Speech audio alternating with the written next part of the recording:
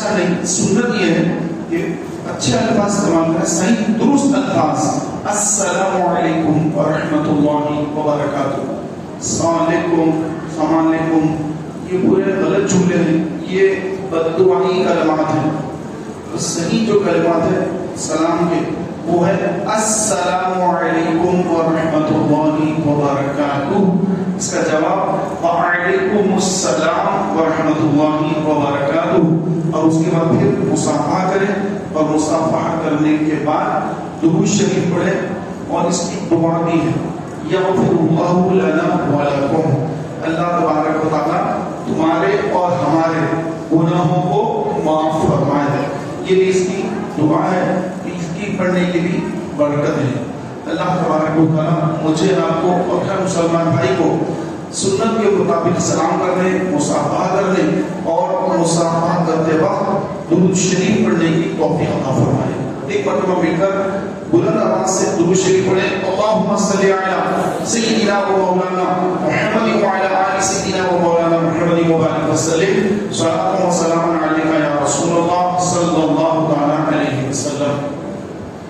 محترم بھائیوں, قرآن پاک میں اللہ تبارک و تعالیٰ نے سورہ شورا میں ارشاد فرمایا کہ اے محبوب فرما دیجیے. قل, یہ امر کا صیغہ ہے, یعنی حکم دے رہا اللہ تعالیٰ, حکم فرما رہا کہ محبوب فرمائیے.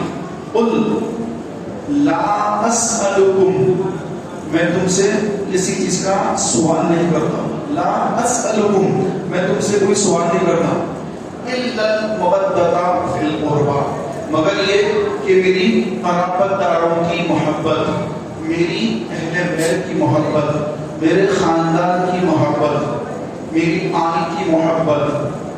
محترم بھائیوں, جب رسول پاک صلی اللہ علیہ وسلم اسلام کی تبلیغ کا کام فرمائے, لوگوں کو اسلام سے نوازا, لوگوں کو اللہ سے ملایا, قرآن سکھایا, دین سکھایا, تو اب لوگ چاہتے تھے کہ حضور کی بارگاہ میں نذرانے ہدیے لے کر آئے. تو اللہ تعالیٰ نے ارشاد فرمایا کہ اے محبوب آپ ان لوگوں سے فرمائیے کہ میں نے جب تمہیں اسلام دیا, تبلیغ تم کو کی, تم کو مسلمان بنایا, تم کو دین سکھایا, قرآن سکھایا, اس کے بدلے میں تم سے کچھ نہیں چاہتا. یہ تمہارے نذرانے, یہ تمہارے ہدیے, یہ مجھے نہیں چاہیے, یہ میرے کچھ نہیں چاہیے. مجھے بس چاہیے کہ تم میری آل سے محبت کرنا, آل محمد سے محبت کرنا, حضور کی آل پاک سے. جو حضور کی آل ہے اس میں اہل بھی ہے, یعنی حضور علیہ السلام کی جو ازواج مطہرات ہیں وہ بھی اس میں شامل ہے, اور بنی ہاشم جو حضور کا خاندان ہے وہ بھی اس میں شامل, اور سیدہ فاطمہ زہرا کی جو اولاد ہے, سید جو ہے وہ بھی اس میں شامل ہے. تو ان سے محبت کرنا یہ اللہ تعالیٰ حکم دے رہا ہے. سرکار اپنے سے نہیں فرما رہی ہے, حدیث نہیں بلکہ یہ قرآن ہے, اور قرآن اللہ کا کلام, اور اللہ تعالیٰ فرما رہا ہے کہ آل سے محبت کرو. اے محبوب لوگوں سے فرمائیے کہ میں کچھ نہیں چاہتا مگر میری آل کی محبت.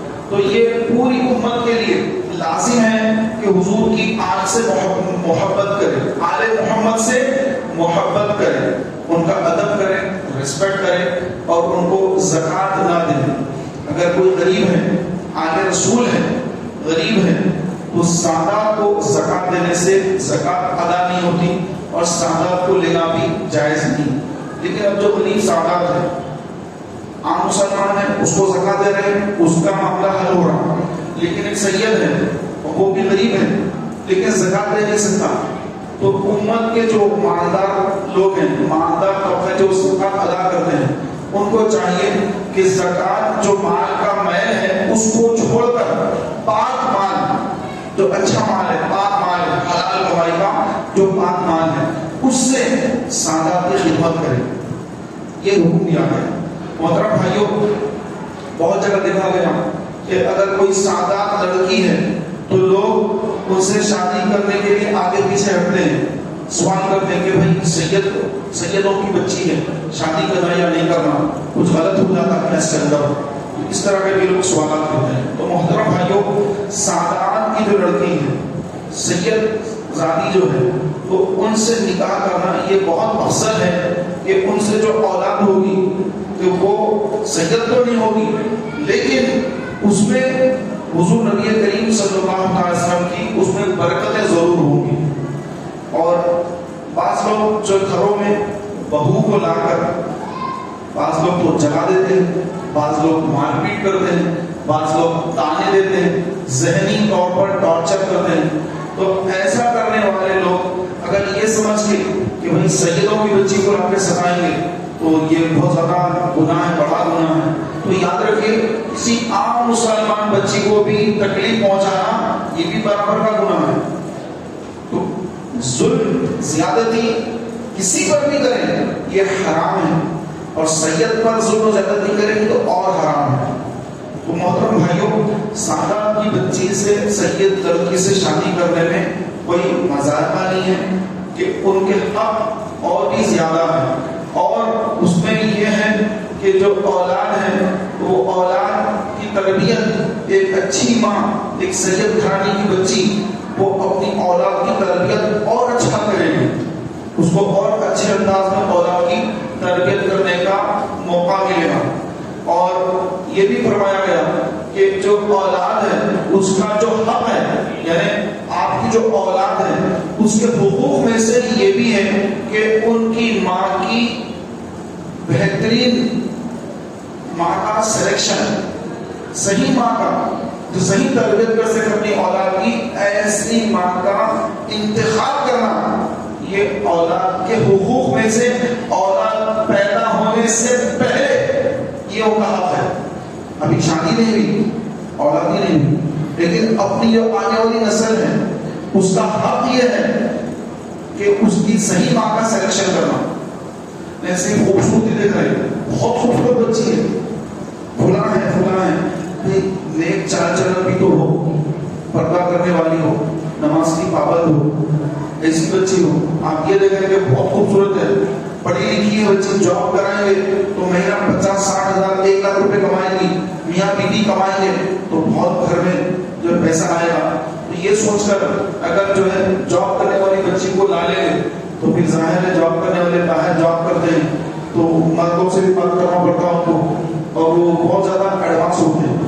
محترم بھائیوں, رسول پاک علیہ الصلوۃ والتسلیم کی آل کی جو عظمت ہے یہ بہت زیادہ ہے.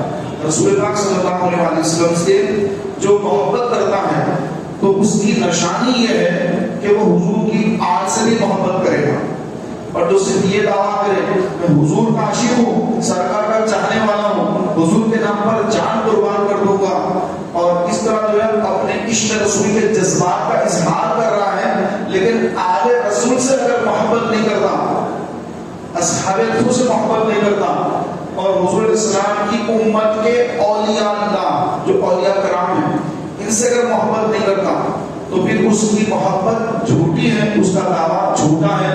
رسول پاک علیہ الصلوۃ والسلام اس کی محبت کو قبول نہیں فرماتے جو اپنی آل کی عداوت رکھے دل میں, آل محمد سے دل میں دشمنی رکھے, اور پھر حضور کی محبت کا, محمد صلی اللہ علیہ وسلم کی محبت کا دعویٰ کرے اور ان کی آل سے دشمنی رکھے, تو اس کا عشق رسول انکمپلیٹ ہے. پھر صحابہ کرام کو برا بھلا کہے اور حضور سے محبت کرے یہ بھی چھوٹا ہے خلاف ہے, کیونکہ صحابہ کون ہیں؟ حضور کی صحبت یافتہ ہے, ان کی توہین حضور کی توہین ہے.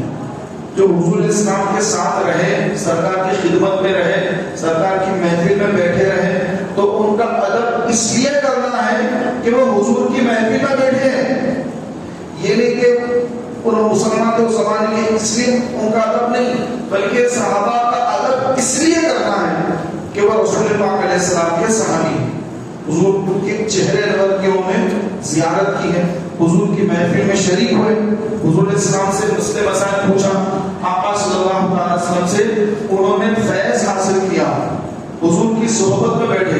اب حضور کی صحبت میں بیٹھنے والے کو اگر کوئی گالی دے گا تو یہ گالی دینا, برا بھلا کہنا در حقیقت رسول پاک علیہ الصلوۃ والسلام کی طرف وہ منسوب ہو جاتا ہے, اور اس کا عشق نامکمل ہوتا ہے, اور پھر آخرت میں اس کے لیے کوئی خیر اور بھلائی حاصل نہیں ہوتی ہے. تو رسول پاک علیہ السلام کی جو محبت ہے وہ محبت حضور کی آل سے بھی ہو، حضور کے اصحاب سے بھی ہو، اور حضور علیہ السلام کی امت میں جتنے اولیاء اللہ بزرگان دین ہیں سب سے محبت کرے، سب کا ادب کرے، تو جب جا کے اس کا عشق رسول کامل ہوتا ہے۔ اور اتنی محبت کرے نبی کریم علیہ السلام سے، اپنی جان بھی حضور پر قربان کر دے، اپنا مال بھی حضور پہ قربان کر دے، اپنی اولاد بھی حضور پہ قربان کر دے، اپنا سب کچھ رسول پاک پر قربان کر دے۔ حضرت عمر فاروق اعظم سے حضور نے پوچھا کہ اے عمر تم مجھ سے کتنی محبت کرتے ہو؟ آپ نے اس کی یا رسول اللہ میں اپنے مال سے زیادہ، اپنے اولاد سے زیادہ آپ سے محبت کرتا ہوں۔ آپ علیہ السلام نے فرمایا عمر ابھی تیرا ایمان مکمل نہیں ہوا، ابھی کامل مومن نہیں ہوا۔ عرض کی یا رسول اللہ میرا ایمان مکمل نہیں ہوا، پھر مکمل کب ہوگا؟ فرمایا جب تو یہ کہے کہ میں یا رسول اللہ آپ سے اتنی محبت کرتا ہوں کہ اپنے مال، اپنی اولاد، اپنے ماں باپ اور اپنے آپ سے زیادہ یا رسول اللہ آپ سے محبت کرتا ہوں۔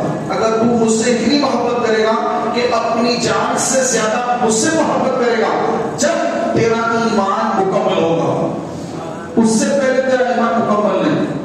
تو صرف فاروق اعظم کے لیے نہیں ہے، حضور کی ساری امت کے لیے۔ آپ سمجھیں گے اچھا اچھا فاروق اعظم کے لیے تھا، نہیں میرے بھائی، میرے لیے بھی، آپ کے لیے، ہماری آنے والی نسلوں کے لیے، قیامت تک کے مسلمانوں کے لیے۔ سرکار علیہ السلام سے اتنی محبت کرنا، حضور کے نام پر اپنے کمائے ہوا محنت کا مال پیسہ سرکار کے نام پہ قربان، اپنے ماں باپ کو قربان۔ جب صحابہ کو کوئی سوال کرنا ہوتا تو سوال کرنے سے پہلے عرض کرتے یا رسول اللہ میرے ماں باپ آپ پر قربان، یہ ارشاد فرمائیے کہ یہ مسئلہ کیا ہے۔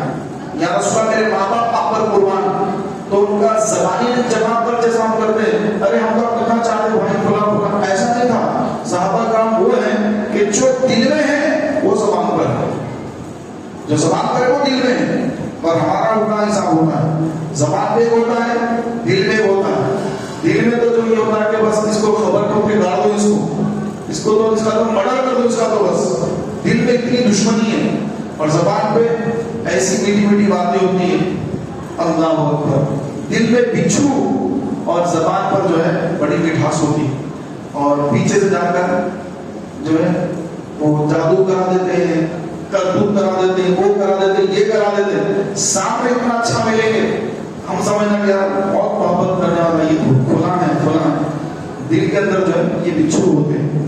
وہ صحابہ کرام ایسے نہ تھے، زبان پر جو آیا، جو دل میں وہ زبان پر آیا، اور جو زبان پہ آیا وہ دل میں ہے۔ فاروق اعظم سے سرکار نے پوچھا تو آپ نے یہ نہیں کہا کہ یا رسول اللہ میں جو ہے اپنے آپ سے زیادہ آپ کو چاہتا ہوں، پہلے یہ نہیں کہا کیونکہ وہ کنڈیشن پہلے نہیں تھی، تو وہ کنڈیشن نہیں تھی تو کہہ دیا کہ یا رسول اللہ اپنے آپ سے زیادہ تو آپ کو نہیں چاہتا، مان وغیرہ سب سے زیادہ آپ کو چاہتا ہوں۔ پھر آقا نے پوچھا، فرمایا کہ جب تو سب سے زیادہ اپنی جان سے زیادہ جب مجھ سے محبت کرے گا جب تیرا ایمان مکمل ہوگا۔ اسی وقت حضور کی محبت دل میں آ گئی اور عرض کرتی یا رسول اللہ اپنی جان سے زیادہ آپ سے محبت کرتا ہوں۔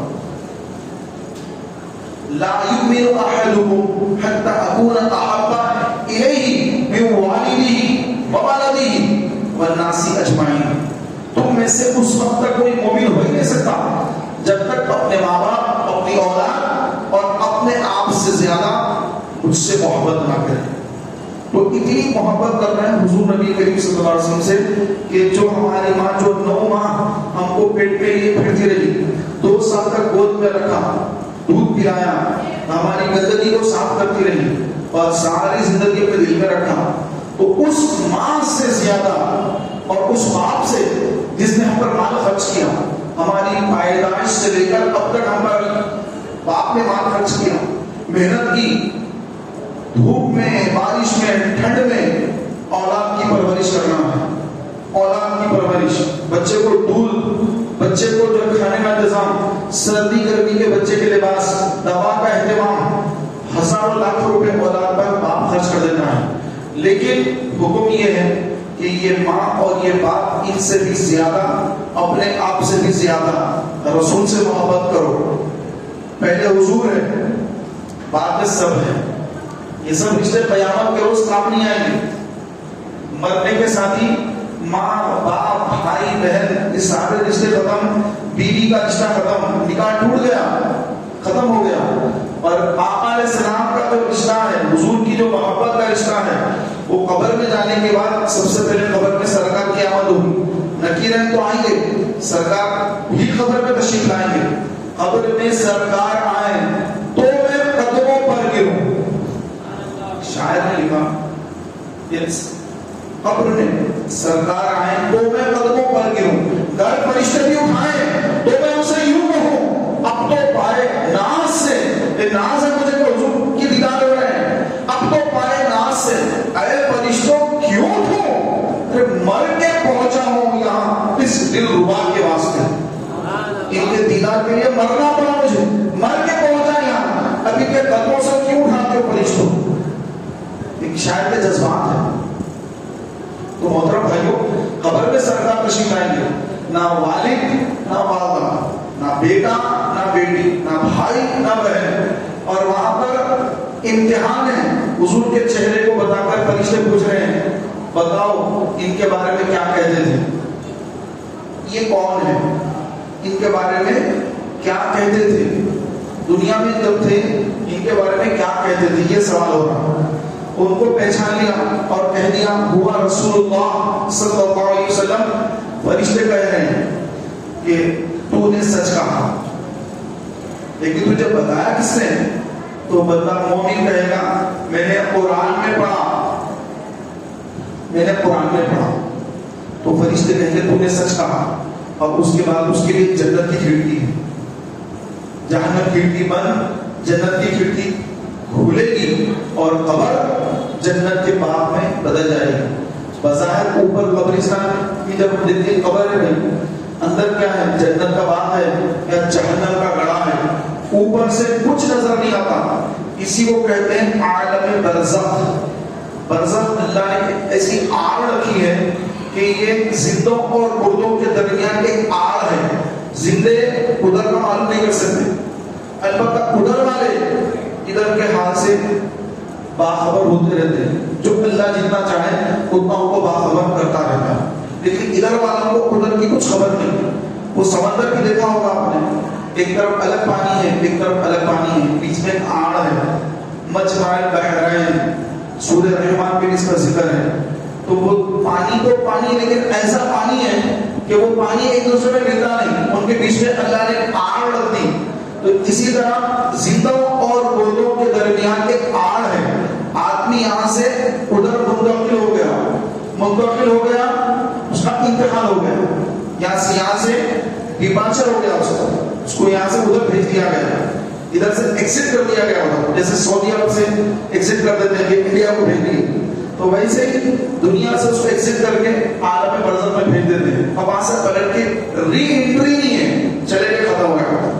تو یہ جو برزخ ہے، آڑ ہے، تو اس مقام پہ جب آدمی پہنچتا ہے تو جیسے بچہ جب دنیا میں آتا ہے تو اس کو دنیا کچھ نہیں معلوم، وہ ہر بات پوچھتا ہے ابا یہ کیا ہے، پاپا یہ کیا ہے. پہلے لفظ اماں بولتا ہے، پھر آہستہ آہستہ ہر چیز کی اس کو معلومات ہوتی ہے، یہ ہے بیٹا یہ ہے.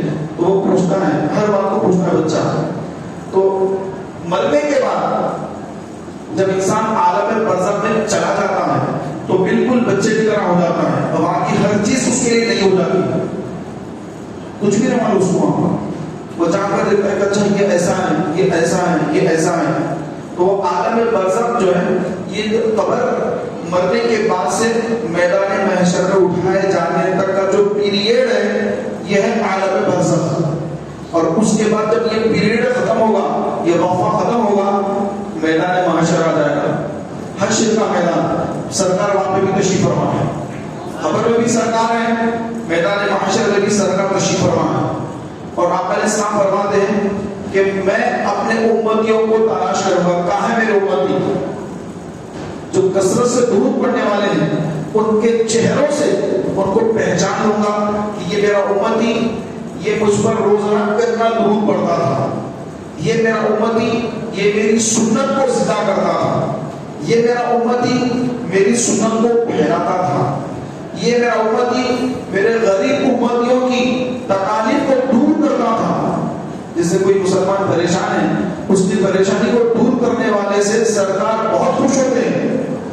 تو جس کی پریشانی دور ہونے سے سرکار خوش ہوتے ہیں، تو جو لوگوں کو پریشانی میں ڈالتا ہے، جیسے کہ لوگ لوگوں کو پریشانی میں ڈال دیتے ہیں، تکلیفوں میں ڈال دیتے ہیں، ٹینشن دے دیتے ہیں، مشکل میں ڈال دیتے ہیں، مصیبت میں ڈال دیتے ہیں، پیسہ لے کر ڈبا دیتے ہیں، لاکھوں روپے کھا کر ختم. تو پھر ان سے سرکار کتنا ناراض ہوتے ہوں گے، ان کو کتنی میدان محشر میں تکلیف ہونے والی ہوگی. اس بات کا اندازہ لگائیے. میدان محشر ہے، سرکار وہاں پہ بھی ہے، پل صراط ہے، ہر ایک کو گزرنا ہے پل صراط پر. سرکار تشریف فرما ہے. سرکار فرماتے کہ محشر کا میدان ہوگا. تو صحابہ نے پوچھا سرکار یا رسول اللہ، میدان محشر میں ہم تو ہوں گے اور اتنے مسلمان کتنے لوگ ہوں گے، اتنا مجمع آدم علیہ السلام سے قیامت تک کا کتنے لوگ. یا رسول اللہ آج تو ہم آپ کی محفل میں بیٹھتے ہیں، آپ کے سامنے بیٹھ کر آپ سے مسئلے پوچھتے ہیں، آپ کی محفل میں حاضر ہیں، لیکن کل قیامت کے دن اتنا مجمع ہوگا سرکار آپ کہاں ہوں گے، آپ کو کہاں تلاش کریں، آپ کے دیدار کیسے ہوں گے، آپ کو کہاں تلاش کریں یا رسول اللہ. تو آپ نے سامنے شاہ فرمایا کہ مجھے 3 جگہوں پہ تلاش کرنا ہے، مجھے 3 جگہوں پر. ایک جب پل صراط ہوگا، پل صراط قائم ہوگی، جہنم کے اوپر بنا ہوگا، میری امت کو گزرنے کا حکم ہوگا، تو میں پل صراط پر کھڑے ہو کر اللہ کے حضور دعا کروں گا، ربی سلم امتی، ربی سلم امتی، اے اللہ میری امت کو سلامتی سے پار کرا دے. تم لوگ گزر رہے ہوں گے تو میں دعا کر رہا ہوں گا. اعلیٰ حضرت اس کے بارے میں لکھا، پل سے اتارو راہ گزر کو خبر نہ ہو، جبریل پر بچھائے تو پر کو خبر نہ ہو. کیونکہ جبریل امین نے حضور سے عرض کیا، رسول اللہ جب آپ کی امت پل صراط پار کرے گی تو مجھے اجازت دیجیے کہ میں آپ کی امت کے لیے اپنے پر بچھا دوں اور میرے پاؤں کے اوپر سے آپ کی امت سلامتی سے پار ہو جائے. تو آنا حضرت عرض کر رہے ہیں رسول اللہ کی بارگاہ میں کہ یا رسول اللہ پل سے ایسا پار کرا دیجیے کہ اگر جبریل پر بچھائے تو ان کے پروں کو بھی خبر نہ ہو، کہ جبریل کا بھی احسان نہ ہو، بلکہ سرکار آپ کا احسان ہو. ایسا پار کرا دے کہ جبریل پر بچھائے تو پر کو بھی خبر نہ ہو اور گزر جائے آپ کی دعا کی برکت سے، ایسے نکل جائے کہ جبریل کے پروں کو بھی خبر نہ ہو، اتنی اسپیڈ سے نکل جائے، پر جھپکنے میں نکل جائے کہ جبریل کے پروں کو بھی خبر نہ ہو، ایسے نکل جائے بس پل صراط سے. حضور کی بارگاہ میں التجا رکھ رہے ہیں اعلیٰ حضرت، اللہ تعالیٰ اس دعا میں ہمیں بھی شامل فرمائے. تو وہاں سرکار فرماتے ہیں علیہ السلام کہ میں وہاں رہوں گا اور اپنی امت کی دعا کرتا رہوں گا. اگر مجھے وہاں نہ پاؤ تو میں اور ایک مقام پہ رہوں گا جہاں پر میرے پیاسے امتی آئیں گے، حوض کوثر جو اللہ نے مجھے عطا فرمایا. انا اعطیناک الکوثر، اے محبوب بے شک ہم نے آپ کو کوثر عطا فرمایا. اور کوثر کیا ہے؟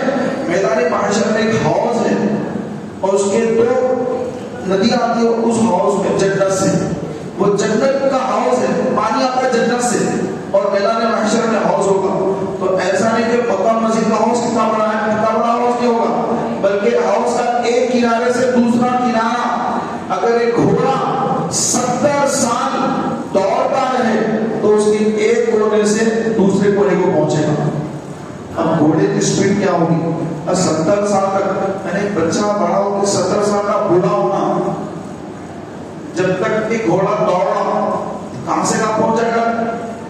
اتنا بڑا اس کا ایک طرف کی کونے سے دوسری طرف کا کونا. اندازہ لگائیے کہ حوض کوثر کتنا بڑا ہوگا. تو وہاں پر حضور کے پیاسے امتی آئیں گے. آپ علیہ السلام فرماتے ہیں کہ میرے پیاسے امتی، تو ان کی زبانیں سوکھی ہوگی، جب وہ حوض پر آئیں گے تو میں اپنے ہاتھوں سے انہیں آب کوثر عطا فرماؤں گا. آپ علیہ السلام فرماتے ہیں کہ میدان محشر میں حوض کوثر پر وہ سیراب ہوگا جو دنیا میں کثرت سے مجھ پر درود پڑھنے والا ہوگا. تو آج علماء کہتے ہیں کہ بھائی درود پڑھیے، درود پڑھیے، زیادہ سے زیادہ درود پڑھیے، نماز کے بعد درود کا دستر بچھا کر درود پڑھیے، گھر میں درود شریف کا دستار بچھا کر بچوں کو بڑوں کو سب کو بٹھا کے درود پڑھائیے۔ ہر کام سے پہلے اذان دے رہے ہیں، اذان سے پہلے درود پڑھیے، اذان کے بعد درود پڑھیے، ہر کام سے پہلے درود پڑھیے۔ یہ درود اللہ کی بارگاہ میں مقبول ہو جاتا ہے۔ تو یہ درود پڑھنے والا قیامت کے دن جب آئے گا وہ پیاس جب اس کو گرمی ہوگی، کیونکہ زمین تابے کی، سورج 7 میل زمین کے قریب، جسم پر کپڑا نہیں، پیر میں چپل نہیں، ایسی حالت ہوگی بحشر کے میدان میں۔ اڑتش ہے پیاس، پیاس، لوگ پانی کو ترس رہے ہیں۔ آپ علیہ السلام فرماتے ہیں کہ جو میرے حوض سے پی لے گا، پانی پی لے گا، تو اللہ تبارک و تعالیٰ ایسا کرم فرما دے گا کہ جنت میں داخل ہونے تک، جنت میں داخل ہونے تک اس کو پیاس نہیں لگے۔ جنت میں جانے کے بعد جنت میں تو پانی کی نہر ہے، شہد کی نہر ہے، شراب طہور کی نہر ہے، دودھ کی نہر ہے۔ جنت میں تو نہریں ہی نہریں ہیں۔ تو جنت میں انٹری لینے تک، جنت میں قدم رکھنے تک اس کو پیاس نہیں لگی۔ حوض کوثر سے ایک پیالہ اس کو نصیب ہو جائے تو اس کی پیاس ختم۔ تو آقا فرماتے ہیں میں وہاں حوض کوثر پر رہوں گا، اپنے پیاسے امتیوں کو آپ پہ کوثر عطا فرماؤں گا۔ اگر وہاں نہ پائے یا رسول اللہ تو کہاں تلاش کریں؟ تو پھر آپ علیہ السلام نے فرمایا کہ اگر وہاں بھی مجھے نہ پاؤ تو پھر میں وہاں پہ رہوں گا جہاں تمہاری نیکیاں اور تمہارے گناہ تولے جائیں گے، میزان عمل قائم ہوگا۔ اللہ اکبر، میزان عمل قائم ہوگا۔ ایک طرف نیکیاں، ایک طرف گناہ ہوں گے۔ آج جو گناہ ہو رہے ہیں ہم سے، یہ میدان محشر میں گناہوں کے پلڑے میں ایک طرف ہمارے گناہ، ایک طرف نیکیاں۔ اور یہ نیکیاں کیسی نیکیاں ہیں کہ اس میں ریاکاریاں ہیں۔ ہم جانتے ہیں کہ کچھ بھی نیکی کرتے ہیں تو چاہتے ہیں کہ پاکستانی دنیا دیکھ لے کہ میں یہ نیکی کرا۔ ہماری خواہش یہ ہوتی ہے، ہماری نیتوں سے شیطان کھلواڑ کر کے ہماری نیکیاں برباد کرنا چاہتا ہے۔ تو پیارے بھائیوں، یہ نیکیوں میں کتنا دم ہے یہ تو میدان محشر میں معلوم ہوگا کہ واقعی نیکیاں قبول ہوئی بھی یا نہیں ہوئی۔ یہ نماز، یہ روزہ، یہ زکات دے رہے، اعتکاف میں بیٹھ رہے ہیں، قرآن پڑھ رہے ہیں، جو بھی کر رہے ہیں، یہ آیا قبول ہو بھی رہا ہے یا نہیں ہو رہا ہے؟ یہ حشر کے میدان میں پتہ لگے گا جب میزان عمل پر گناہ تو بہت ہے، ایک طرف گناہ ایک طرف نیکیاں۔ اب وہ کتنی نیکیاں مضبوط ہیں، کتنا اس میں دم خم ہے۔ حشر کا میدان ہے اور وہاں پر کوئی کسی کا مددگار نہیں ہے۔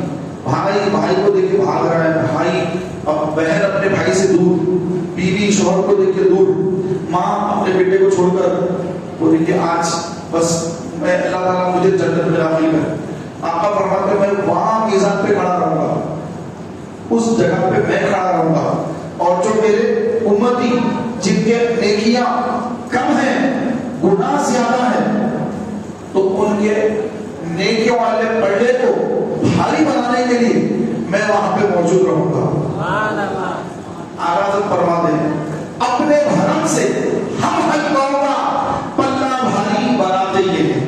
آقا فرماتے ہیں، حدیث پاک ہے، یہ حشر کا میدان ہے، آدم علیہ السلام تشریف فرما ہے، یہ حضور علیہ السلام ارشاد فرما رہے ہیں کہ آدم علیہ السلام کو اللہ کی کرسی دے گا اور کرسی پہ بیٹھنے کا حکم دے گا، کیونکہ وہ سارے لوگوں کے والد ہیں، ہر نبی کے والد ہیں، ہر انسان کے والد ہیں۔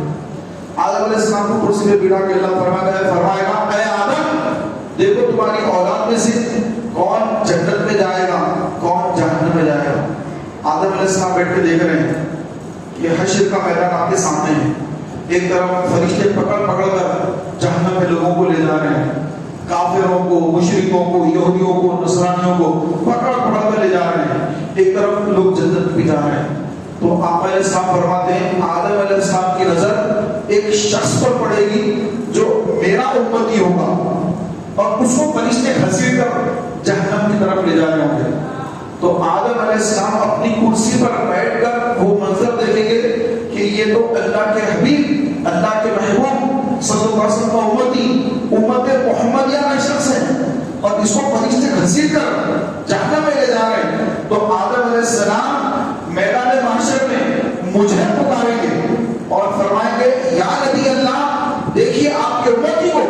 فرشتے جہنم کی طرف لے جا رہے ہیں، تو میں آدم علیہ السلام کی آواز سن لوں گا. مجمع اتنا ہے وہاں پر، کروڑوں کا مجمع ہے، کوئی مائک نہیں ہے. آدم علیہ السلام ارشاد فرما رہے ہیں، آدم علیہ السلام پکار رہے کہ یا نبی اللہ، اے اللہ کے نبی. یہ نہیں کہہ رہے کہ اے بیٹے محمد، یہ نہیں فرما رہے ہیں. آدم علیہ السلام تو ہر ایک کے والد ہیں، لیکن حضور علیہ السلام کا جو ریسپیکٹ ہے، ادب ہے، وہ یہ کہ یا نبی اللہ، اے اللہ کے نبی. آدم علیہ السلام فرما رہے ہیں اے اللہ کے نبی، دیکھیے آپ کے امتی کو فرشتے جہنم کی طرف لے جا رہے ہیں. آدم علیہ السلام بھی ہم سے محبت کرتے ہیں، تو آپ علیہ السلام فرماتے ہیں کہ جب میں آدم کی آواز سنوں گا تو میں اپنا تہبند پکڑوں گا. حضور علیہ السلام کا تہبند جو ہم احرام باندھتے ہیں تہبند ہوتا ہے، تو آقا علیہ السلام کی سنت ہے، آقا علیہ السلام کی زندگی میں ہمیشہ تہبند باندھا کرتے تھے. آقا علیہ السلام فرماتے ہیں کہ میں اپنا تہبند پکڑ کر ان فرشتوں کی طرف دوڑوں گا، چلوں گا نہیں فرما رہے ہیں، دوڑوں گا کہ میرا امتی جہنم میں داخل نہ ہو جائے. تو آہستہ نہیں، آقا فرماتے ہیں میں دوڑوں گا اپنے غلام کے لیے، ایک امتی کے لیے. سرکار دوڑ رہے ہیں، آج حضور علیہ السلام کی سنت کو زندہ کرنے کے لیے ہم دوڑنے کو تیار نہیں، ہم چلنے کو تیار نہیں، ہم کھڑے رہنے کو تیار نہیں کہ میں کچھ کروں گا دین کے لیے، سرکار کی سنت کو زندہ کروں گا، کھڑے رہنے کو تیار نہیں. آقا فرماتے ہیں میں دوڑوں گا کہ فرشتے اس کو جہنم میں داخل نہ کر دے. میں دوڑوں گا اور جا کے فرشتوں کو روک لوں گا، اے فرشتوں رک جاؤ، کہاں لے جا رہے ہو اس کو، رک جاؤ، یہ میرا امتی، اس کو کہاں لے جا رہے ہو. تو فرشتے کہیں گے کہ یا رسول اللہ یہ گناہگار ہے، اللہ تعالیٰ کا حکم ہے اس کو جہنم میں لے جانا ہے. ہم فرشتے اللہ کی بات مانتے ہیں، ہم اس کو جہنم میں لے جا رہے ہیں. تو سرکار فرماتے ہیں کہ میں ان فرشتوں کو روک کر کہوں گا کہ فرشتوں رکو. پھر اللہ کی بارگاہ میں عرض کروں گا اے اللہ، کیا تو نے مجھ سے وعدہ نہیں فرمایا تھا کہ اے محبوب آپ کو رسوا نہیں کروں گا. تو اے اللہ اس کو جہنم میں فرشتے لے جا رہے ہیں، ان کو حکم دے کے یہ رک جائیں. تو پھر فرشتوں کو اللہ حکم دے گا کہ اے فرشتوں میرے محبوب کی اطاعت کرو. سبحان اللہ، میرا محبوب جو کہہ رہا ہے وہ سنو. پہلے جو میں نے کام کو ختم، اب جو میرا حبیب کہہ رہا ہے میرے حبیب کی اطاعت کرو. تو اب سرکار فرمائے کہ چلو اس کو دوبارہ لے کے چلو میزان عمل پر، اس کے گناہ کم ہے اس لیے لے جا رہے تھے، اب دوبارہ میزان کرو اس کو. آقا فرماتے کہ میں دوبارہ لاؤں گا میزان پر اور پھر فرشتوں سے فرماؤں گا دوبارہ اس کا وزن کرو نیکیوں کا گناہوں کا. تو فرشتے دوبارہ اس کا جو نیکیوں اور گناہ والے پڑھنے میں اس کی نیکیاں اور گناہ رکھ کے دھولیں گے. تو پھر گناہوں کا پڑھنے بھاری. اب آقا فرماتے ہیں میں اپنے جیب سے ایک کاغذ کا ٹکڑا نکال کر، جیب مبارک سے کاغذ کا ٹکڑا نکال کر اس کے نیکیوں والے پڑھنے میں رکھ دوں گا، اس کے نیکیوں والے پڑھنے میں رکھ دوں گا. اور جیسے وہ کاغذ کا ٹکڑا اس کے نیکیوں والے پڑھنے میں آئے گا تو نیکیوں والا پڑھنا بھاری ہو جائے گا اور حشر کے میدان میں یہ شور بچے گا، ارے یہ کامیاب ہو گیا، یہ کامیاب ہو گیا، یہ کامیاب ہو گیا. اب فرشتے اس کو جنت کی طرف لے جا رہے ہیں. جنت کی فرشتے آ گئے، رحمت کے فرشتے آ گئے. وہ عذاب کے ڈینجر فرشتے نہیں تھے، اب یہ رحمت کے فرشتے آ گئے. چلیے آپ کو ادھر چلنا ہے. ان کی رحمت بھرے چہرے ہوں گے، کوئی ڈر خوف نہیں ہو رہا ہے کیونکہ رحمت کے فرشتے ہیں. اب وہ فرشتے جنت کی طرف لے جا رہے ہیں. چلیے اپنا ٹھکانہ ادھر ہے. تو وہ شخص رک جائے گا، کہے گا فرشتے رکو، ٹھہرو، یہ جو عظیم ہستی ہے یہ کون ہے کہ جنہوں نے مجھے وہاں سے بچایا اور ادھر جنت کی طرف مجھے پہنچایا؟ یہ کون ہے؟ ان کا شکریہ کو ادا کر لوں، ان کو شکریہ کو کہہ دوں. جا کر فرشتے رکیں گے، وہ شخص پلٹ کر آئے، آ کر عرض کرے گا کہ آپ کون ہیں کہ جنہوں نے مجھے جہنم سے بچایا؟ آج میرا کوئی نہیں یہاں پر، میں تو گیا تھا، آپ نے مجھے بچایا، آپ کون ہیں؟ تو آقا فرماتے ہیں کہ مجھے نہیں جانتا، میں تیرا نبی محمد رسول اللہ ہوں، اور وہ جو کاغذ کا ٹکڑا ہے وہ جو تم نے دنیا میں مجھ پر درود پڑھا تھا، وہ تیرا درود پڑھنا میں نے آج کے دن کے لیے تیرے ہی اٹھا رکھا تھا.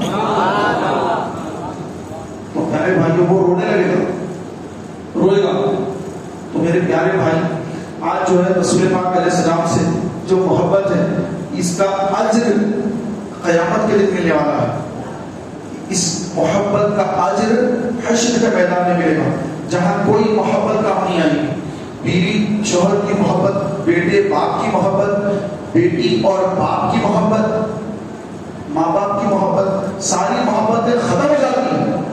رسول پاک کی محبت یہ کبھی ختم نہیں ہوتی. یہ حشر کے میدان میں گلسرات پر، میزان عمل پر، ہر جگہ حضور کی محبت ہے.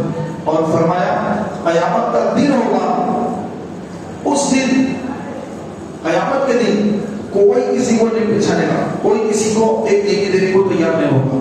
تو آقا کسی کی جو ہے منظر کشی کر رہے ہیں.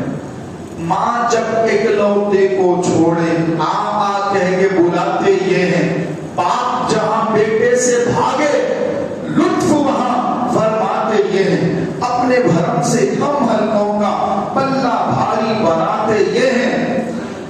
ٹھنڈا ٹھنڈا میٹھا میٹھا پیتے ہم ہیں، پلاتے یہ ہیں. کیا ہے وہ؟ حوض کوثر کا پانی، آب کوثر ہے، ٹھنڈا ٹھنڈا میٹھا میٹھا، اور جنت کا پانی ہے وہ حوض کوثر. جو نسیم، جو دریا جنت کی دریا ہے، سلسبیل، کوثر و سلسبیل. جس کی تو بوند ہے کوثر و سلسبیل، جس کی تو بوند ہے کوثر و سلسبیل، ہے وہ رحمت کا دریا ہمارا نبی، ہے وہ رحمت کا دریا ہمارا نبی. جس کی دو بوند ہے کوثر و سلسبیل، یہ دو ندیاں جنت کی ندیاں یہ گرتی ہیں آب کوثر، یہی کوثر کا پانی ہے، یہ حوض کوثر میں گرنے والی ہے. تو یہ پانی جو پینے گا وہ پینے والا ٹھنڈا ٹھنڈا میٹھا میٹھا، پیتے ہم ہیں پلاتے یہ ہیں، میں نے حضور پلاتے ہیں. تو میدان محشر میں سخت گرمی میں جس کو حضور علیہ السلام کے مبارک ہاتھوں سے پانی نصیب ہو جائے اس کے مقدر کے کیا کہیں. تو وہ ساری چیزیں اس کا دار و مدار آج کے اوپر ہے. حشر کے میدان میں کچھ کر کے ایسا لے لوں گا، ذرا میرے کو دے دو، ایسا نہیں ادھر سے گھس جاؤں گا، ایسا کر لوں گا، کچھ ہونے والا نہیں ہے. وہاں پر جو اس کی تیاری ہونا ہے وہ آج ہونے کا ہے. جیتے جی کرنا ہے. ریاست کے یہی دن ہے، بڑھاپے میں کہاں ہمت، جو کچھ کرنا ہے اب کر لو، ابھی نوری جہاں تم ہو. بڑھاپا جب آتا ہے تو سجدے کرنا نصیب نہیں ہوتا. آدمی کرسی پر بیٹھ کے نماز پڑھتا ہے، اس کو جو ہے چھپنا مشکل ہو جاتا ہے، نماز کے لیے مسجد کو آنا مشکل ہو جاتا ہے. گھٹنوں میں درد ہے، کمر میں درد ہے، ٹھہرنا نہیں ہے، ہاتھ کانپ رہے ہیں، تھر رہے ہیں ہاتھ، تو بڑی جو ہے کمزوری ہو جاتی ہے. تو بڑھاپا جو ہے، یہ بڑھاپا جب آتا ہے تو بوڑھے شخص کو ہی معلوم ہے کہ وہ کتنا تکلیف کا ہوتا ہے. ہر عضو کمزور ہے، آنکھوں سے کم دکھائی دیتا ہے، کم سنائی دیتا ہے، اور کھانا بھی زیادہ کھایا نہیں جاتا ہے. نیند نہیں آتی، نیند ختم ہو جاتی ہے، اور اس کے پاس کچھ ہے نہیں بات کرنے کے لیے. چلو کوئی جاب ہے یا کوئی بزنس ہے جس کی بات کرے، اس کے پاس کوئی بات نہیں. سامنے والا تھوڑی دیر بیٹھ کے بول ہو جاتا ہے، ارے اس کی بات چاہیے کوئی بھی ہے، ارے ہمیشہ وہی بولتا ہے، چلو آ جائیں گے مل جائے گا، موبائل نکالنے کا ٹائم ہو جاتا ہے، کیونکہ اس کے پاس بیٹھنے کو تیار نہیں ہوتا. لوگ کہاں بیٹھتے ہیں؟ چپڑی چپڑی باتیں کرنے والے، ادھر ادھر کی صحیح جھوٹ 10 باتیں جو کرتے ہیں ان کے پاس بیٹھنے کو تیار ہو جاتے ہیں. ایک بوڑھا آدمی ہو گیا، اس کے پاس کوئی بیٹھنے کو بھی تیار نہیں ہوتا ہے، تو اس کا دل بڑا صدمے سے دو چار ہوتا ہے کہ تیری بات کو سنانا کوئی. ایک وقت میں کیسا کرتا تھا، لوگ میرے پاس کیسا بات چیت کرنے والے رہتے تھے. آج میں سے میرا بیٹا بات کرنے تیار نہیں، بھاگ جاتا ہے باہر. کس سے بات کرو؟ باہر جانے کی طاقت نہیں، مسجد میں آ کے بیٹھنے کی طاقت نہیں میرے پاس. تو یہ جو بڑھاپا ہے، یہ آج کل تو بڑھاپا بہت کم نصیب ہو رہا ہے. پہلے جو ہے ہم بچپن میں دیکھتے تھے کہ ضعیف حضرات مسجدوں میں بہت زیادہ دکھتے تھے. امام صاحب کے بازو میں، امام صاحب کے پیچھے مؤذن صاحب کے بازو میں ادھر چار پانچ ضعیف حضرات رہتے تھے، سفید داڑھی، کرتا پیجامہ پہنے میں بزرگ حضرات نظر آتے تھے.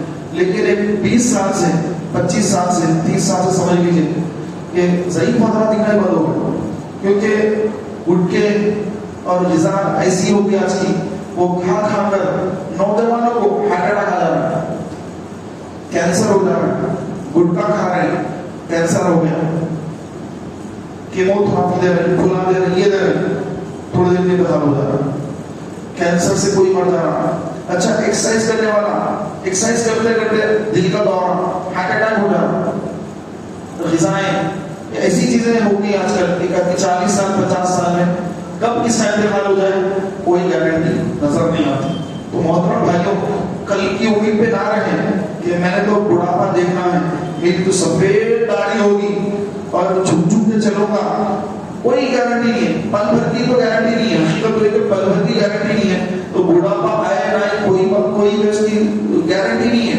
تو جو نیکی کرنا ہے وہ کرنے کا وقت آج کا ہے، اب کا ہے، لیکن سوچنے میں رہ جائے گے تھوڑے دن میں داڑھی کٹ لوں گا، سوچتے سوچتے موت سر پہ آ جائے گا۔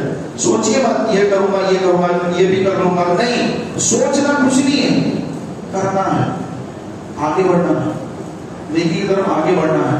تو یہی جو ہے آخرت کا سرمایہ ہے۔ آقا علیہ الصلوۃ والسلام، آقا علیہ السلام نے ارشاد فرمایا کہ یہ جو دنیا ہے، یہ دنیا آخرت کے مقابل ایسی ہے جیسے سمندر میں ایک انگلی اگر ڈالیں گے تو جو پانی لگتا ہے وہ دنیا ہے، اور وہ باقی پورا جو پانی ہے وہ آخرت ہے۔ اب یہ سوچیے، اندازہ لگائیے، یہ انگلی کو کتنا پانی لگا، تھوڑی دیر میں سوکھ جائے انگلی کا پانی، تو سمندر کیسا ہے، کتنا ہے سمندر، سمندر نگاہ ختم ہوتی ہے، سمندر کا کنارہ نظر نہیں آتا، وہ ہے آخرت۔ تو آج کو کبھی دلچسپی سے غور کریں گے، ہم بولنے میں سننے میں بہت آسان ہے، لیکن اس کے ڈیپ میں اگر چلے گئے 10 منٹ اس کے اوپر سوچیں کہ واقعی یہ کیا ہے، کتنا پانی ہے اور یہ کتنا ہے، اب سامنے دنیا ہے، تو اب فجر کی نماز ہے، ایک طرف نیند ہے ایک طرف نماز ہے، اتنا پانی ایک طرف ہے، انگلی کو جتنا لگا، ایک طرف سمندر ہے، یا نیند ہے وہاں نماز ہے، مؤذن کہہ رہا ہے الصلاۃ خیر من النوم، ہم سو رہے ہیں، ہم سو رہے ہیں، اور اللہ سامنے فرمایا تم جو فجر کی سنت ہے اس کو جو تم پڑھتے ہو تو یہ دنیا اور جو کچھ اس کے اندر ہے اس سے بہتر ہے فجر کی سنت میں۔ زمانہ ہو گیا فجر کی سنت نہیں پڑھتے، فرض نہیں پڑھتے، سنت کہاں سے پڑھیں گے، رمضان میں پڑھے تھے، اس کے بعد جو فجر چھوٹی تو چھوٹی گئی، یہ حال چل رہا ہے ہمارے مسلمان بھائیوں کا، اللہ ماشاءاللہ چند کو چھوڑ کر 99% یہ چل رہا ہے۔ یہ فجر میں آپ جا کے دیکھیں کوئی مسجد میں تو دل روتا ہے، کیسا ہوا مسلمانوں کا، کوئی مسلمان بستی ہے تو مسلمان فجر کی نماز میں نہیں۔ آقا علیہ السلام فرما رہے ہیں یہ دنیا جس میں تم رہتے ہو، جو کچھ اس کے اندر ہے، ان سب سے بہتر فجر کی سنت ہے۔ دنیا میں کیا نہیں ہے بھائی، سب کچھ ہے دنیا میں۔ سرکار فرما رہے ہیں 2 رکعت فجر کی سنت اس سے بہتر ہے۔ سلیمان علیہ السلام کا لشکر جا رہا ہے، عظیم الشان لشکر ہے، کیونکہ آپ کی حکومت پوری دنیا میں قائم کی حکومت آپ کی۔ اب کتنا لشکر ہوگا، کتنی فوج ہوگی، فوج کا لشکر جا رہا ہے، چرین پرین سب آپ کے تخت بلقیس پر سایہ فگن ہے، سایہ کیے ہوئے ہیں، اور ایک شان ہے، لشکر ہے، اتنے بڑے بادشاہ ہیں۔ تو ایک عابد جس نے دنیا کو چھوڑ دیا، عبادت میں لگا ہوا ہے، عابد نے وہ منظر دیکھ کر کہا سبحان اللہ، کیا منظر ہے۔ سلیمان علیہ السلام اس کی گفتگو سن لیے، اس کا سبحان اللہ کہنا سن لیے، سن کر فرمایا کہ اے عابد، تیرا سبحان اللہ کہنا یہ باقی رہے گا، لیکن سلیمان بن داؤد علیہ السلام کا یہ عظیم لشکر یہ ختم ہو جائے گا، تیرا سبحان اللہ کہنا باقی رہے گا۔ تو جو دنیا میں سبحان اللہ کہہ رہے ہیں یہ اس کو باقی رکھا جائے گا، اس کو بقا ہے، یہ باقی رہنے والا ہے، اور دنیاوی طور پر اتنا بڑا لشکر ہے، فوج ہے اور گھوڑے ہیں، یہ ہے وہ ہے، سب ختم ہے۔ تو ہمارے پاس تو کچھ ہے بھی نہیں، بڑے بڑے بادشاہ ہیں تو مہنگے کے جو ہے MLA بھی نہیں ہے، کچھ بھی نہیں ہے، وہ تو بڑے بادشاہ تھے، ان کی حکومت تھی، تو ہم تو کچھ ہے ہی نہیں، تو ہم کیا، ہمارے جو ہے کیا ہے، ہمارے پاس کچھ نہیں۔ لیکن ایک سبحان اللہ جو عابد نے کہا وہ اللہ کے نبی فرما رہے ہیں کہ وہ باقی رہے گا. تو اندازہ لگے میرے پیارے بھائی کہ جو تسبیح پڑھنے والے جو مسلمان ہیں، جو جن کے ہاتھ میں 100 دانے کی تسبیح ہے اور ان کا ذکر، ان کی زبان ذکر اللہ میں تر ہے، تو آج تو بظاہر کرتا پیجامہ پہنے والے ایک بھولے بھالے انسان دیکھ رہے ہیں، ارے وہ صاحب ہے، تو لوگ تھوڑا ان کو الگ نظر سے دیکھ رہے ہیں. لیکن کل حشر کا میدان ہے، وہی مولوی صاحب جن کو دنیا والے گرا کے دیکھتے تھے، وہی مولوی صاحب جن کو کوئی بیٹی دینے کو تیار ہے، ارے ان کو کیا بھائی، ذرا اچھا پڑھے لکھے بچے کو دیکھو، ذرا ایک ہینڈسم کو دیکھو، آسٹریلیا کا ویزا ہے، امریکہ کا ویزا ہے، ایسے بچے سے شادی کرنا. ارے مول صاحب کو کیا کھلاتے ہو، کیا رکھتے، نہیں مانے کرتا، ایسا رشتہ دیکھو. تو آج دنیا والے دیندار آدمی کو گرا کے دیکھ رہے ہیں. حافظ قرآن ہے اور یہ کہہ رہے ہیں حافظ صاحب کیا کھلیں گے کیا پلیں گے کیا. ذرا اچھی جگہ پہ دیکھو، کوئی مالدار ویسے دیگر بچے کو بچی کو نہیں ہے تو بچی کو لے کے جائے گا اچھے ملک پر رکھے گا، گوروں کے ملک پر رکھے گا. یہاں پر کیا ہے، یہاں پر تو آج اگر کوئی داڑھی رکھ لے حضور کی محبت میں، امامہ باندھ لے، تو اس کو پسند کرنے والے یہود نصارا ہنود نہیں ہے، اپنے مسلمان بھائی ہیں. کوئی جو حضور کی محبت میں داڑھی کا نور چہرے پہ سجا لیا، امامے کا تاج سجا لیا، اس کو دیکھ کر ڈرتے ہیں ارے بھائی یہ بہت مشکل کر دے گا بات، اس کے پیسے کہاں ہوگا اس کے پاس. تو یہ بالکل غلط سوچ ہے. تو صحیح جو لڑکا ہوتا ہے وہ سرکار کی محبت میں جب ڈوبا ہوا عاشق رسول ہوتا ہے، وہ بیوی کا حق ادا کرتا ہے. اور یہ جو ہم سمجھ رہے ہیں کہ یہ ماڈرن ہو، فلاں ہو، کفریات بکے گا باہر، زبان سے کفر نکل گیا، اس کو پتا بھی نہیں چلا، اس کو تو کلمہ پڑھنا تھا، تجدید نکاح کرنا تھا، نہ کلمہ پڑھا نہ تجدید نکاح کرا، بیوی کے ساتھ آ کے رہ رہا ہے، دونوں میاں بیوی پر زندگی گزار رہے ہیں. کلمات کفر زبان سے ادا کرنے کے بعد تجدید ایمان کرے بغیر، تجدید نکاح کرے بغیر رہا تو زندگی بھر گناہ کرتا رہا، اور توبہ کرے بغیر مر گیا تو اس کا خاتمہ کفر پر ہوا. تو یہ کسی کو نہیں معلوم. لوگ دیکھیں کہ سوٹ بوٹ ہو، بہترین کار ہو، عالی شان بلڈنگ ہو، بس مسلمان تو ہے نا، کیا نام ہے مسلمان ہے، مسلمان ہے، ارے زبردست سنی ہے، ہاں سنی ہے، وہاں بھی دیوبندی نہیں، سنی ہے، ٹھیک ہے سنی ہے، لیکن اس کے پاس معلومات کی کمی ہے، وہ دین سے دور ہے، اس کو قرآن تک پڑھنا نہیں آتا، اس کو کلمہ کے معنی نہیں معلوم، کلمہ پڑھنا نہیں آتا، اس کو 5 کلمے یاد نہیں ہے، اس کو دینے کو تیار ہے. ایک حافظ قرآن جس کے سینے میں اللہ کا کلام موجود ہے، اس سے لوگ دور بھاگتے ہیں.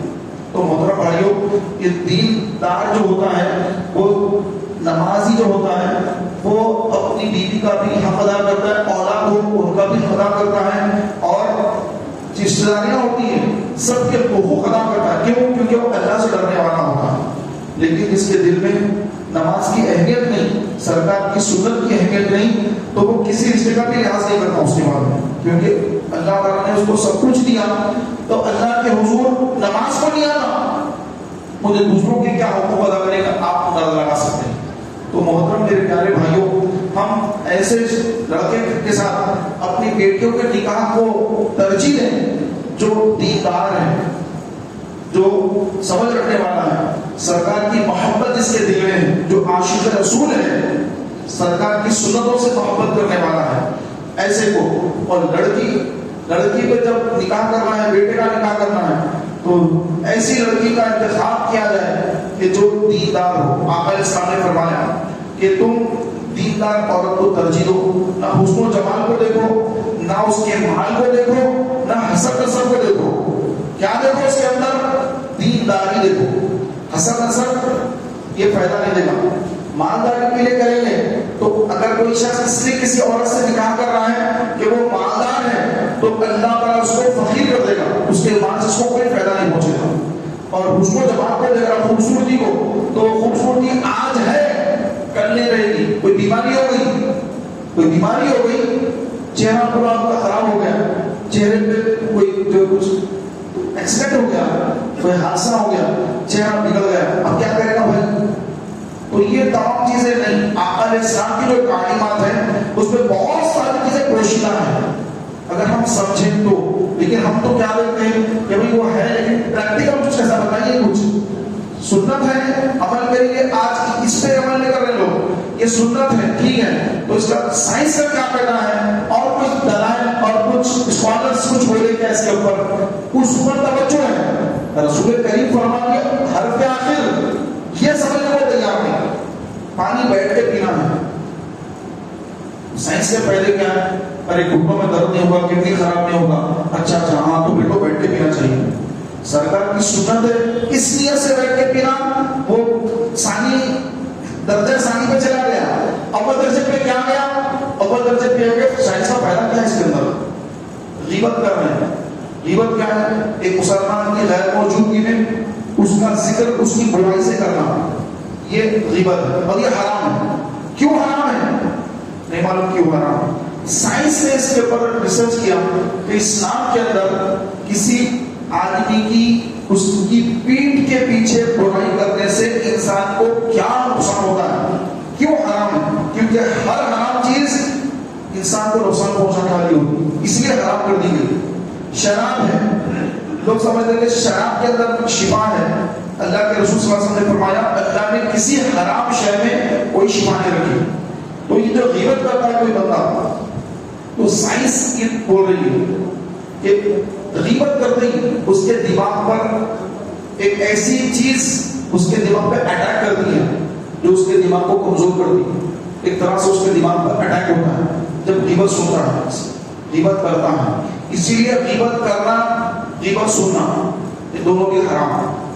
مردار بھائی کا گوشت کھانے کے برابر فرمایا علیہ السلام نے.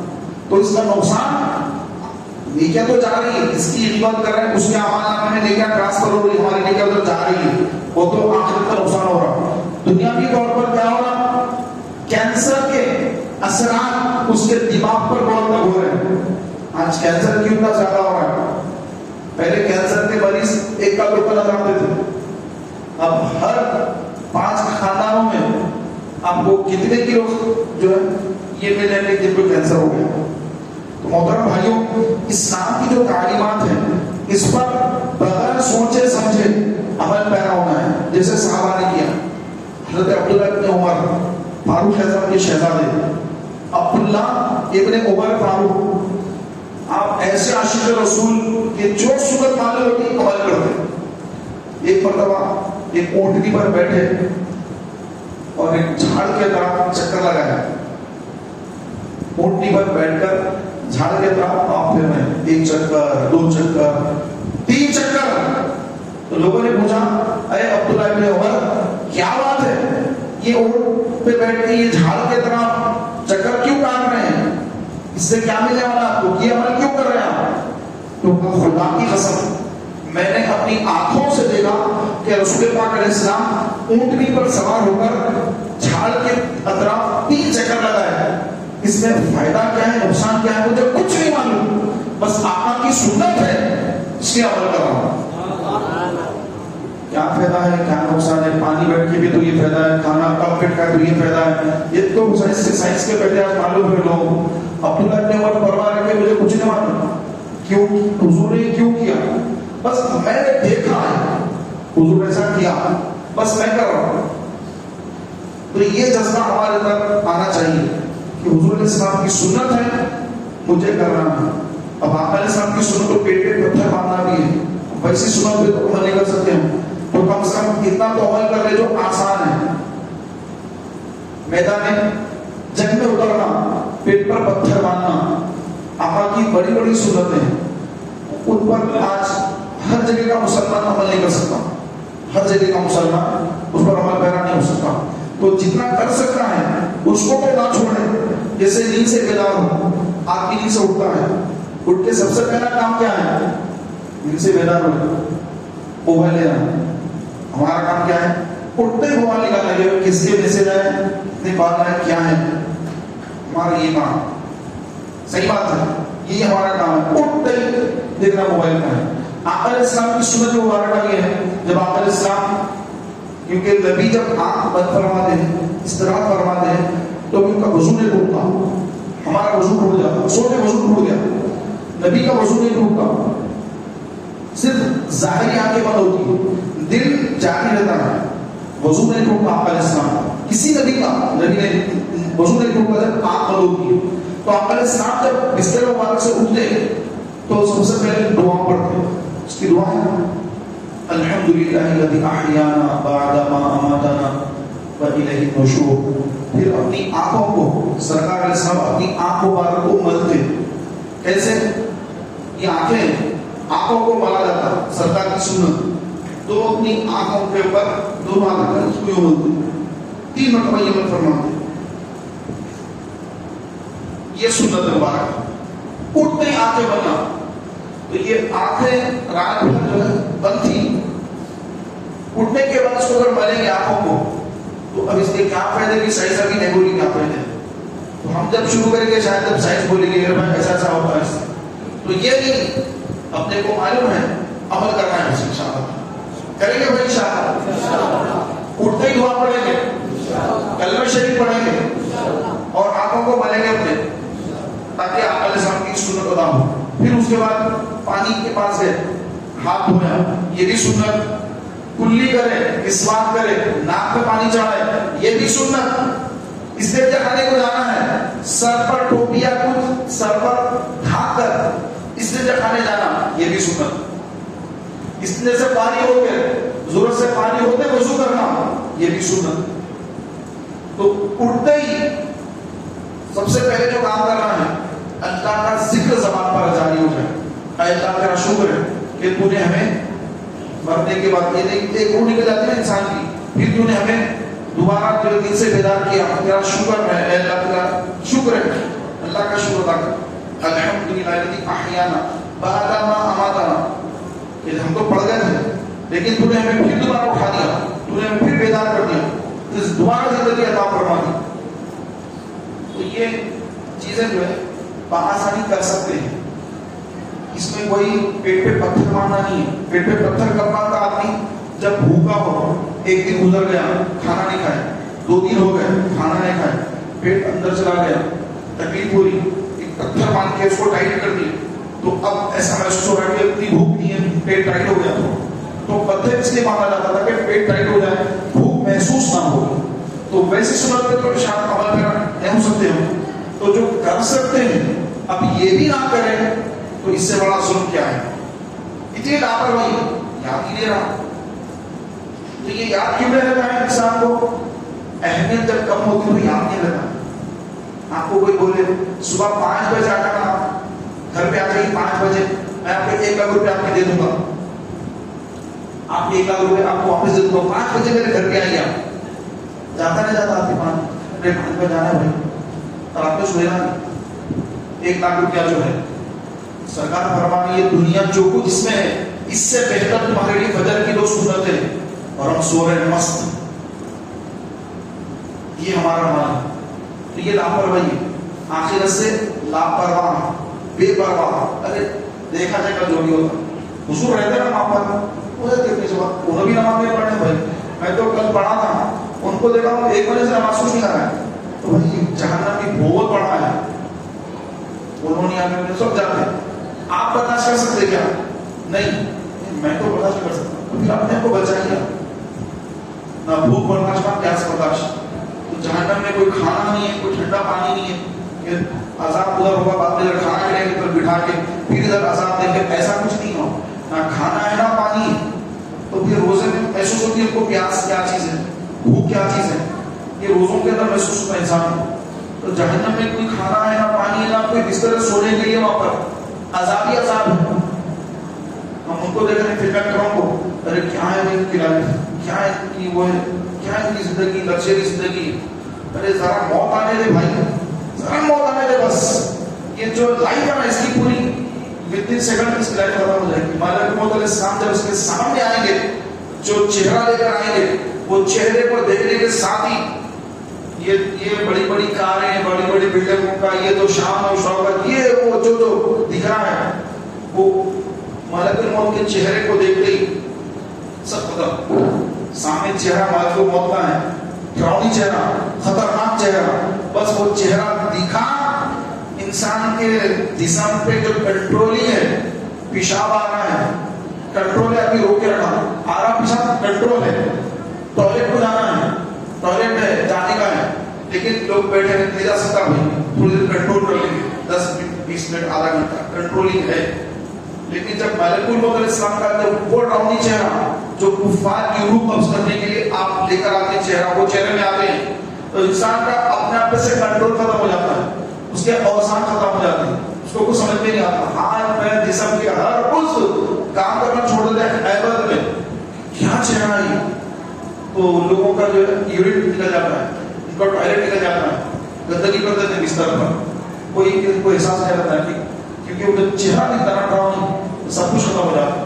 تو پیارے بھائیوں، یہ کس کی روح قبض کرنے کے لیے ہوتا ہے؟ کافروں کی، اور نیک مسلمان عاشق رسول اس کو بھی اللہ کی بارگاہ میں جانا ہی، اس کی روح قبض کرنے جائیں گے فرشتے، تو اس کو اتنی خوشی ہوگی ملک الموت کو دیکھ کر، ارے کیا نورانی چہرہ ہے، ان کے ساتھ جانا چاہتا ہوں کہ مجھے اللہ سے ملا دیں گے، جس رب کی بارگاہ میں روزانہ سجدے کرتا تھا اس رب سے ملانے والے آ گئے میرے پاس، جلدی میری روح قبض کرو، میں آپ کے ساتھ چلنے کو تیار ہوں، جلدی میری روح قبض ہو جائے۔ یہ دنیا والے یہ بڑے جو ہے یہ باتیں کرتے اس میں اکثر دھوکے باز ہیں، بس میں اپنے حقیقی رب سے ملے جا رہا ہوں، بس مجھے جلدی لے کے چلو، میری روح جلدی قبض کر لو، میں اپنے رب کے دیدار کو بے چین ہوں۔ تو وہ اپنے رب کے دیدار کے لیے بے چین ہوتا ہے۔ اور جو مجرم ہے، نمازیں نہیں پڑھا، روزے نہیں رکھا، اب موت کا وقت آ گیا، وہ نہیں چاہتا کہ رب سے ملاقات کرو، کیونکہ اس کی نافرمانی جو کی ہے، نمازیں نہیں پڑھی، گندی تصویریں دیکھتا رہا، ننگی ننگی تصویریں دیکھتا رہا، ڈرنکنگ کرتا رہا، جوا کھیلتا رہا، خط و غلط نری کا بازار گرم کرتا رہا، ماں باپ کو ستاتا رہا، بھائی بھائی میں لڑاتا رہا، بہت کچھ نافرمانیاں کی، اب موت کا وقت آ گیا، اب گھبرا رہا ہے کہ کیا ملے گا رب کی بارگاہ میں، کیا ہوگا میرا وہاں پر، وہ ڈرے گا، گھبرائے گا۔ تو گناہ گار جانے سے خوش نہیں ہوگا، موت سے خوش نہیں ہوگا، موت سے خوش کون ہوگا؟ جس نے ماں کی تیاری کر لی ہے، جس کا وہاں پر گھر تیار ہے، وہ خوش ہوگا کہ میں تو پہلے گھر تیار کر رہا ہوں، جو یہ لے کے وہاں سے بھیجا، اب وہاں آرام کے لیے جانے والا ہوں، مجھے جلدی لے کے چلو۔ اور جس نے وہاں کی تیاری نہیں کی، ساری زندگی بوڑھا ہو گیا، ابھی بھی داڑھی اڑاتا ہے، بوڑھا ہو گیا، ابھی نماز کو نہیں آتا، داڑھی سفید ہو گئی، دین سیکھا ہی نہیں، قرآن کو پڑھنے ہی آتا اس کو، کچھ بھی تیاری نہیں،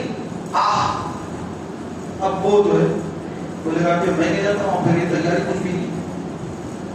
محترم بھائیوں، ہم کو یہ دنیا میں ایک آزمائش کے لیے بھیجا گیا ہے، نہ کہ آرام کے لیے۔ آرام زمین کے اندر، حضور حافظ ملت یہ جو ہے مدرسے مبارک پور اشرفیات کے بانی ہے، ان کا ایک فرمان ہے، زمین کے اوپر کام، زمین کے اندر آرام۔ تو زمین کے اوپر کام کرنا ہے، کام سے تھوڑا نوٹ کمانے کے لیے محنت کرنا، وہ کام نہیں ہوئے گا، میں صبح 4-5 بجے سے ڈیوٹی شروع ہو جاتی ہے بھائی، وہ کام نہیں، کام سے تھوڑا دین کا کام، خواجہ غریب نواز نے دین کا جو کام کیا وہ کام، کہ آپ بخارا سبرخند اس علاقے سے ہندوستان تشریف لائیں، یہاں کی لینگویج کا الگ ہے، ان کی لینگویج کا الگ ہے، تو ایسے علاقے جا کے کام کریں، اسلام سکھائے، لوگوں کو دین سکھائے۔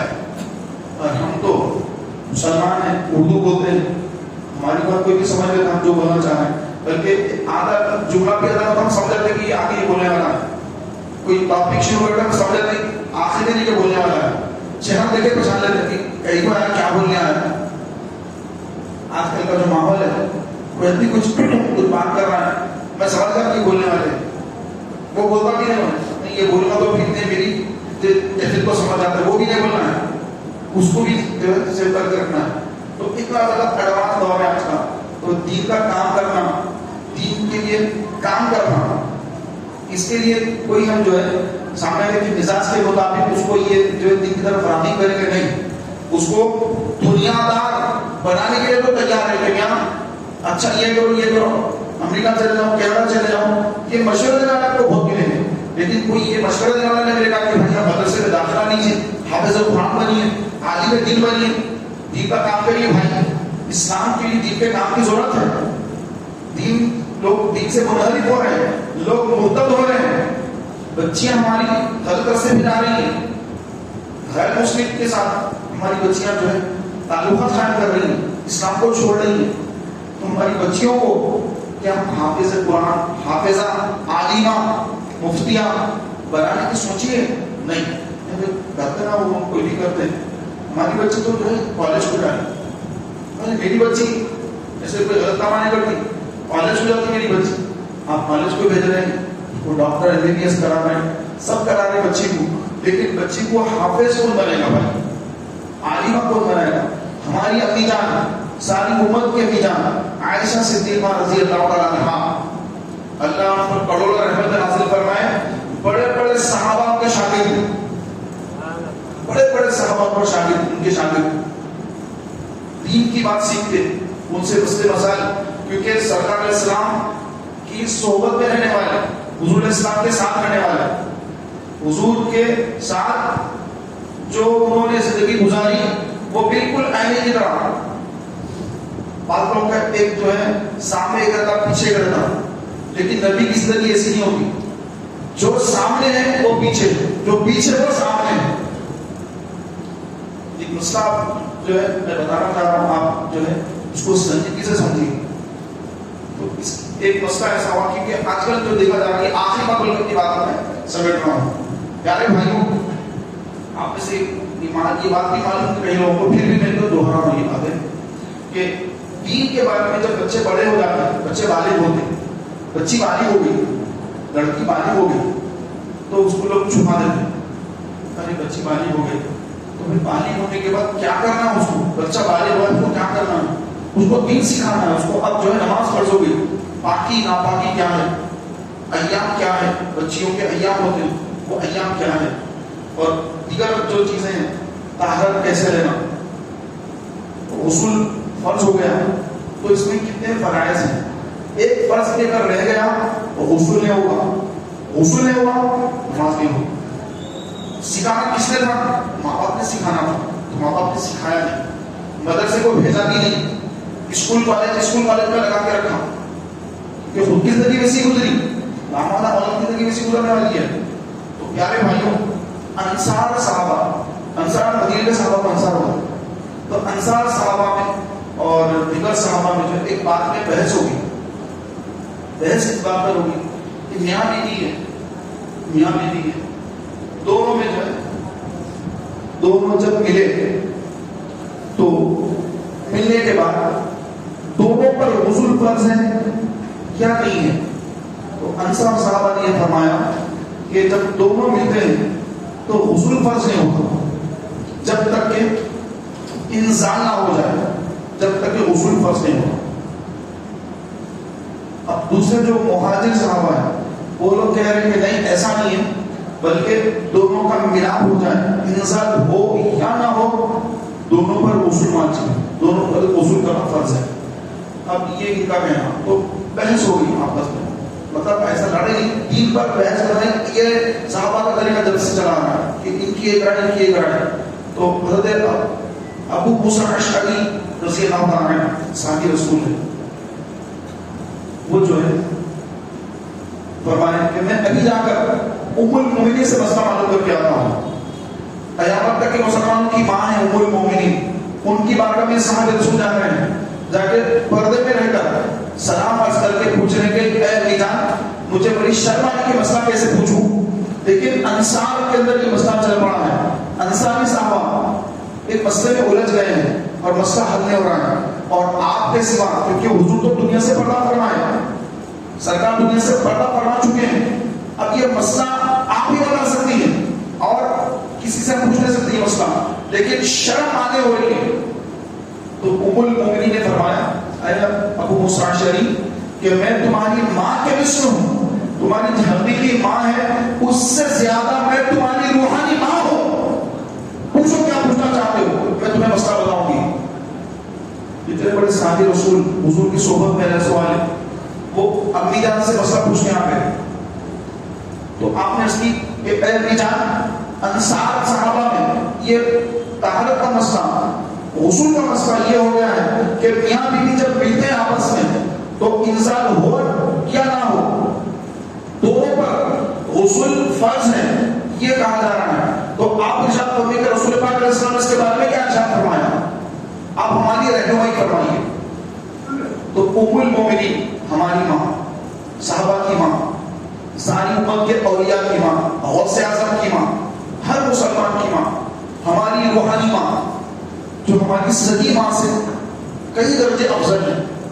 تو ہماری امی جان فرما رہی ہیں کہ رسول پاک علیہ السلام نے فرمایا کہ جب میاں بیوی جب آپس میں ملتے ہیں تو دونوں ملنے کے بعد انزال ہو یا نہ ہو دونوں پر غسل فرض ہے. دونوں پر غسل فرض ہے. تو انصار جو مسئلہ بتا رہے تھے وہ غلط تھا. ام المومنین نے صحیح مسئلہ بتا دیا. تو یہ مسئلے مسائل یہ ہمارے جو معاشرے میں نہ لوگ پوچھتے ہیں نہ کوئی بتاتا ہے. تو لوگ جو ایک غسل فرض بھی ہو گیا تو جناب نہا کر بغیر نہائے کے خالی وضو کر کے آ کے نماز پڑھیں. ارے غسل فرض ہو گیا آپ کے اوپر. کئی باتیں جس سے غسل فرض ہو جاتا ہے. تو غسل کب فرض ہوتا ہے؟ کسی عالم سے بیٹھ کر، کسی مفتی کے پاس بیٹھ کر یا کتب سے مطالعہ کر کے یہ علم حاصل کرنا، یہ جذبہ لوگوں کے اندر بہت کم پایا جاتا ہے. جیسی گاڑی چلا رہے ہیں بس. تو ایسا نہ کریں پیارے بھائیوں. علم دین کو سیکھیں. سیکھنے کے بعد جو سیکھا ہے اس کو آگے بڑھائیں. کیونکہ یہ ایک ایسی چیز ہے کہ آدمی جب کوئی چیز سیکھتا ہے بھول جاتا ہے. جیسا جنگلی جانور ہوتا ہے تو اس کو پکڑ کرنا بڑا مشکل ہوتا ہے. وہ بھاگ جاتا ہے جلدی جنگل میں. آپ جنگلی جانور کو پکڑ کے لائے، جب تک اس کو اچھا مضبوط باندھیں گے نہیں تو وہ ٹکے گا نہیں، آپ کے ہاتھ میں دے گا، یوں ہی کر کے بھاگ جائے گا. تو علم بھی ایسے ہی، جب تک اس کو مضبوطی سے پکڑیں گے نہیں تو رہے گا نہیں اپنے پاس. تو اس کو بچا کے رکھنے کا طریقہ کیا ہے؟ اس کو بیان کرتے رہنا، اس کو بولتے رہنا. یہاں سے مسئلہ سنیں، ان کے خاموش نہیں ہو جانا. کہتے بھائی سن لیا، ہاں بس. ایسا نہیں، سن کر ذہن میں بٹھا کر زبان سے بول کر دماغ میں محفوظ کرتے رہنا چاہیے. تو یہ آپ کے ذہن میں رہتا ہے. ہر تھوڑے دن میں بولتے رہنا مسئلہ. 15 دن میں مسئلہ بولے، پھر وہ دوستوں میں پھر 15 دن میں ان کو بولے، 8 دن میں پھر یہاں بولے، 4 دن میں پھر یہاں بولے، دوست کو بولے، ادھر وہاں دوست اس کو بولے، جاب کرتے ہیں وہاں پر ان کو بولے، محلے کے لوگ ان کو بولے، نماز میں چلے گئے، مصلی ہے، جان پہچان کچھ بھی نہیں ہے، سلام دعا بھی بس ان کو بولنا شروع کر دی. دین کی بات ہے، کس سے بھی کر سکتے. تو اس طرح ہر بات کا ذکر کرتے رہیں گے تو وہ ذہن میں بات مضبوطی سے بیٹھی رہے گی. اگر سن کر ہاں بھائی مسئلہ اچھا ایسا بھی ہے، اچھا اچھا ٹھیک، سن کے خاموش بیٹھ گئے، مسئلہ بھول جاتا.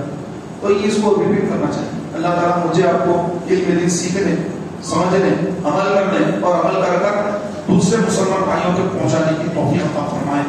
آمین بجاہ نبی امین صلی اللہ تعالیٰ علیہ وآلہ وسلم. محترم بھائیوں، تحریک اسلامی کا مکتبہ لگا ہوا ہے اور مٹی کے برتن مکتبے